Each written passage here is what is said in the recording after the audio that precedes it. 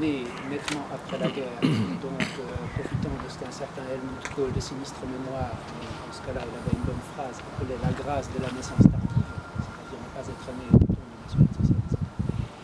Donc ne pouvant pas être coupable de ces horreurs, par définition, mais quand même, ayant grandi dans une Allemagne après-guerre, surtout lors de mon adolescence dans les années 70 et 80, extrêmement conscient de ce qui s'est passé, et ayant profité d'un enseignement très précis à ce niveau-là, je pense que je peux dire deux, trois choses. Il est évident que l'héritage du national-socialisme, en général, mais aussi d'autres totalitarismes qui lui ressemblent, et particulier de la médecine nazie, qui est hélas si bien représentée ici, à la porte de cet institut, permettent de voir quelque chose de très clair dans le présent aussi. On a actuellement encore et toujours, je pense qu'il y a une continuité, une tendance politique à la pathologisation de ce qui est considéré comme différent dans nos sociétés. Différent sur la base de critères qui peuvent être totalement, qui sont habituellement totalement irrationnels. Et qui sont bien sûr définis par une majorité, enfin, il faut voir si c'est numériquement la majorité, mais un groupe, un ensemble social qui se croit être la majorité et qui s'impose en tant que tel, par le pouvoir et par la force, parfois par la violence.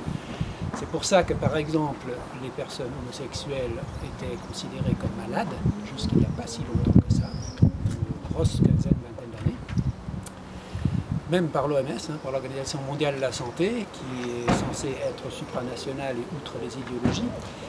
Et c'est comme ça que les personnes transidentitaires, transgenres, le sont toujours, au jour d'aujourd'hui.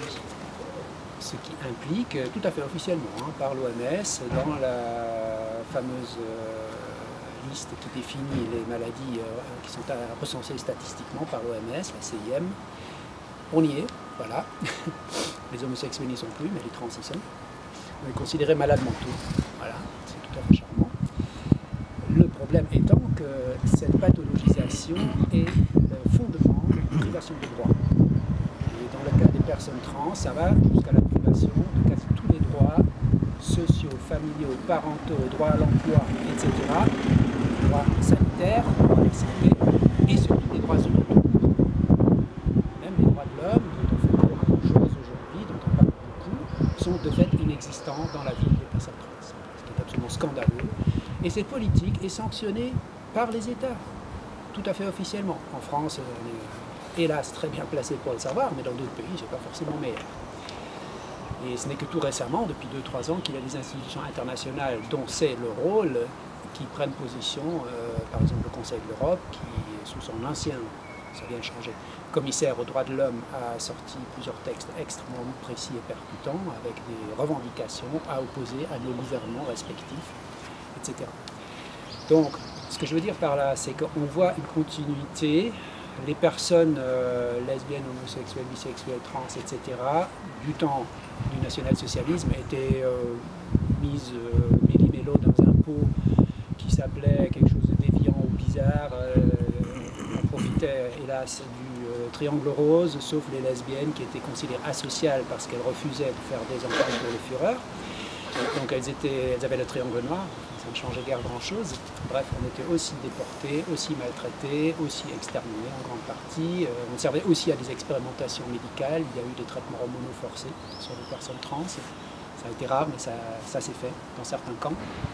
Bref, il y a hélas une continuité, un peu comme ce que tu disais tout à l'heure, par exemple par rapport aux Tziganes, aux Roms, qui, après la guerre, se sont retrouvés face à leur bourreau qui les jugeaient en tant qu'experts. Donc ils ne les exécutaient plus, mais qui, de fait, signaient un peu leur mort sociale continue. Et on a le même problème d'aujourd'hui. C'est exactement la même chose. Donc n'oublions pas ça pour mieux comprendre et agir aujourd'hui. C'est ça qui est absolument essentiel. Et les luttes ne sont pas du tout finies. En plus, l'horreur peut revenir. Ça, on le sait très bien. Ça, on le voit aussi dans la politique d'aujourd'hui. Et il y a une continuité inexplicable, enfin, je pense qu'on peut l'expliquer, mais est-ce que c'est utile, dans les génocides et dans ce genre de mécanisme d'extermination, d'élimination d'une partie de la société par